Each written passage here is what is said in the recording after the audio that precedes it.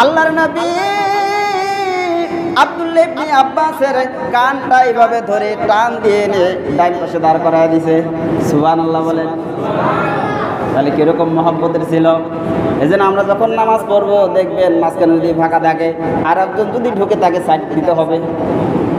আবার দেখা যায় পিছনের কাতারে মানুষ নাই, আপনি একা একা দাঁড়াইতে পারবেন না, আর একজনকে কোমর ধরে টান দিয়ে পিছনের কাতারে দাঁড়াবেন। এখন হয়তো মুখেন টানিস,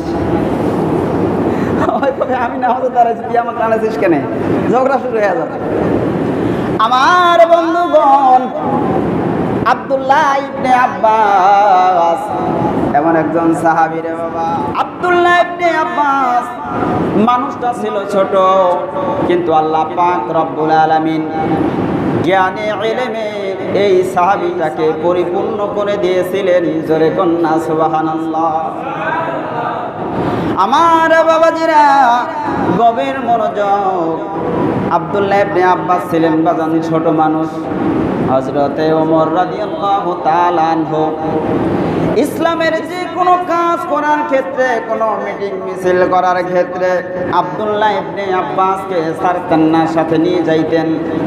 প্রত্যেকটা মিটিংয়ে মিছিলে যখন আব্দুল্লাহ ইবনে আব্বাসকে সাথে রাখতেন, বদরি যুদ্ধের মুরব্বী সাহাবী, বড় বড় দাড়ি পাকা বড় বড় সাহাবীরা যখন দেখে, ও ওমর, আমাদের ছেলের বয়সী একটা সাহাবী আব্দুল্লাহ ইবনে আব্বাস, আমরা বড়রা মিটিং করব, আমরা বড়রা পরামর্শ করব, ছোট একটা বাচ্চাকে তুমি কেন সাথে রাখো?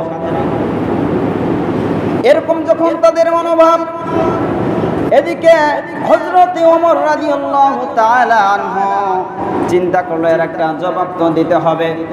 বাজানো হযরত ওমর রাদিয়াল্লাহু তাআলা আনহু একদিন ডাক দিয়ে বলতেছেন, সাহাবীরা, আজকের মিটিং এর ভিতরে কেউ অনুপস্থিত থাকবা না, সকলেই উপস্থিত থাকবা। আমার বাবাজিরা,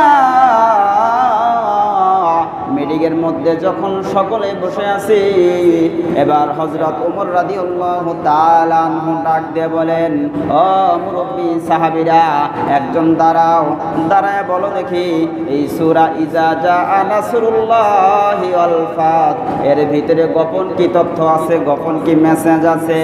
সাহাবী যারা বলতেছেন, ওমর, এই সূরাটির ভিতরে মেসেজ হলো যে যখন বিজয় আসবে, আল্লাহর পক্ষ থেকে যখন সাহায্য আসবে, তখন সেই বিষয়টা, সেই যুদ্ধটা বিজয় হবে, সফলতা হবে, ফলে দেখা যাবে দলে দলে মানুষ ইসলামের ভিতরে দাখিল হবে।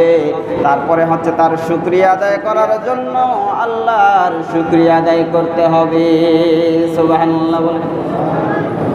হযরত ওমর রাদিয়াল্লাহু তাআলা আনহু বলেন, না না, হয় নাই, গোপন কি মেসেজ আছে সেটা বলেন। আরেকজন সাহাবী দাঁড়ায় বললেন, কয় না, হয় নাই। কয়বার পিছন থেকে আব্দুল্লাহ ইবনে আব্বাস, ছোট মানুষ, ছোট বাচ্চা, দাঁড়াও দেখি এই সূরাটির ভিতরে কি মেসেজ আছে তুমি বলো দেখি। আব্দুল্লাহ ইবনে আব্বাস ডাক দিয়ে বলে, ওমর, এই সূরাটির ভিতরে যে গোপন মেসেজটা হচ্ছে, এই সূরাটি নাজিল হওয়ার কারণে, এই সূরাটি নাজিল হওয়ার মাধ্যমে বিশ্ব নবীজি আর পৃথিবীতে বেশি দিন থাকবে না। সুবহানাল্লাহ বলেন। এই সূরা নাজিল হওয়ার পর সমস্ত সাহাবীরা আনন্দ উল্লাস হাসাহাসি, ইসলামের বিজয় হয়েছে, কিন্তু আব্দুল্লাহ ইবনে আব্বাস হাসে না, আব্দুল্লাহ ইবনে আব্বাস কান্না করে। কান্নার কারণ কি? কয় ইনি হচ্ছেন রইসুল মুফাসসিরিন।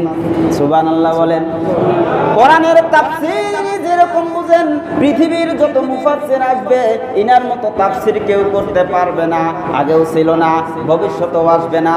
আল্লাহ নবী সাল্লাল্লাহু আলাইহি ওয়াসাল্লাম একদিন আব্দুল্লাহ ইবনে আব্বাসকে তার সিনার ভিতরে হাত দিয়ে বলতেছেন, আল্লাহ আমার আব্দুল্লাহ ইবনে আব্বাসকে সর্বশ্রেষ্ঠ মুফাসসির বানায়া দিয়ে।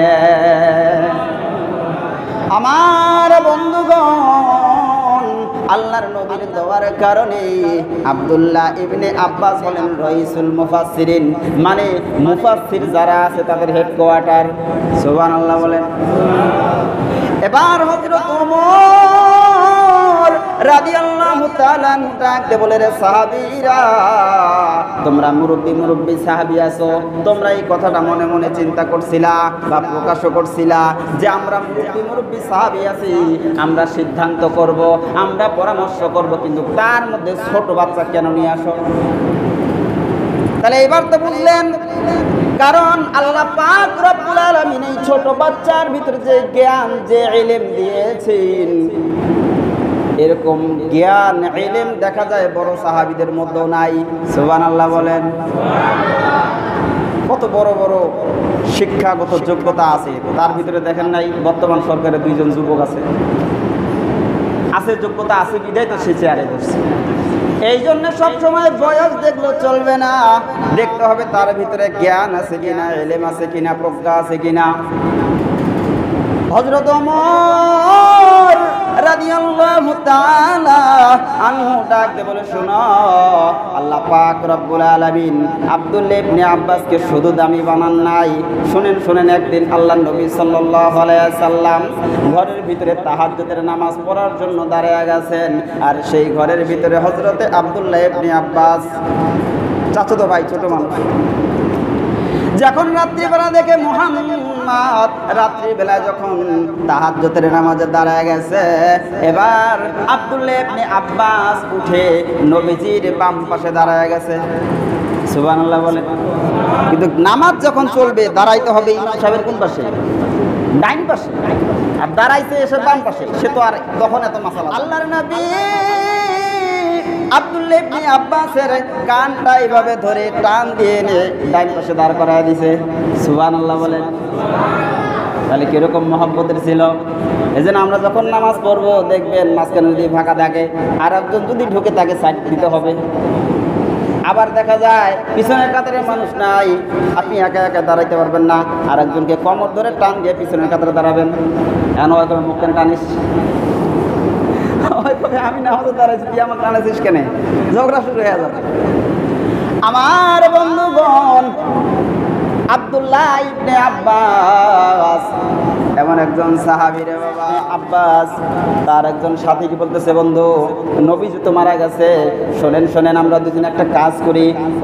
মুরব্বী সাহাবী যারা আছে তাদের কাছে আমরা গিয়ে হাদিসগুলো নেই, হাদিসগুলো জমা করি, হাদিসগুলো লিখে রাখি, কাজে লাগবে। কারণ সাহাবী যখন মারা যাবে তখন কিন্তু হাদিসগুলো মারা যাবে। এগুলো যদি আমরা সংরক্ষণ করে রাখতে পারি, এটা ভবিষ্যতে কাজে দিবে। সাহাবী ডাকতে বলেন, না, আমার টাইম নাই, আমি খেলাধুলায় মগ্ন। আব্দুল্লাহ ইবনে আব্বাস বসে থাকেন নাই, তিনি অনেক দূরে গিয়ে প্রবীণ সাহাবীদের সাথে সাক্ষাৎ করেছেন এবং হাদিসগুলো কালেক্ট করেছেন, সংগ্রহ করেছেন। সংগ্রহ করার পর এমন একটা অবস্থায় অনেক হাদিস সংগ্রহ করেছে, এমন একটা সময় দেখা যায় যখন প্রবীণ সাহাবীগুলো আর দুনিয়াতে নাই, তখন দেখা যায় আশপাশ থেকে অনেক মানুষ এসে যায় হাদিস সংগ্রহ করার জন্য আব্দুল্লাহ ইবনে আব্বাসের কাছে। সুবহানাল্লাহ বলে। এখন ওই সাহাবী বলে, হায় রে হায়, আয় আমার পোড়া কপাল, খেলায় জিন্দেগি কাটায় দিলাম। আর আব্দুল্লাহ ইবনে আব্বাস হাদিস সংরক্ষণ করলেন, আর এখন আব্দুল্লাহ ইবনে আব্বাস হয়ে গেছেন যুগশ্রেষ্ঠ মুফাসসির এবং যুগশ্রেষ্ঠ মুহাদ্দিস। সুবহানাল্লাহ বলে। তাহলে বসে থেকে খেলাধুলা করে জীবন কাটানো যাবে না। খেলায় যদি জীবন কাটায় দেন পরে পস্তাইতে হবে। তাহলে কি করতে হবে? চেষ্টা করতে হবে টার্গেটে পৌঁছানোর জন্য। বলতেছিলাম এই সূরাটির ভিতরে আল্লাহ পাক রব্বুল আলামিন একটা গোপন মেসেজ দিবেন, সেটা হলো দিন কায়েম হয়ে গেছে, দিন বিজয় হয়ে গেছে, ইসলাম প্রতিষ্ঠিত হয়ে গেছে। এখন নবীজি আপনার আর এই দুনিয়াতে বেঁচে থেকে বেশি কাজ নাই। সুবহানাল্লাহ বলেন। এখন আপনার আর তো দরকার নাই। দেখবেন মা বাবা যখন একদম ছেলে মেয়েকে ধন সম্পদ বিল্ডিং করে দিছে, এখন মা বাবার দাম নাই, এটা মরলেই তো ভালো হয়, তাই না? অনেকে অসুস্থ হয়ে পড়ে থাকে, কেউ দেখতেও যায় না। এই জন্যে দেখা যায় একটু টাটকা থাকতেই মরা ভালো, বিছনায় পড়ে থেকে না ঝুলে টাটকা থাকতেই মরা ভালো। আল্লাহর নবীজিকে আল্লাহ তাআলা টাটকা থাকতেই নিয়ে গেলেন, যদি বিছনায় পড়ে থাকতে না হয়। তো এই সূরাটির ভিতরে গোপন মেসেজ সেটি হচ্ছে আল্লাহর নবী সাল্লাল্লাহু আলাইহি সাল্লাম আর বেশি দিন বেঁচে থাকবে না। এই সূরাটির পরে একটি আয়াত নাজিল হয়েছিল।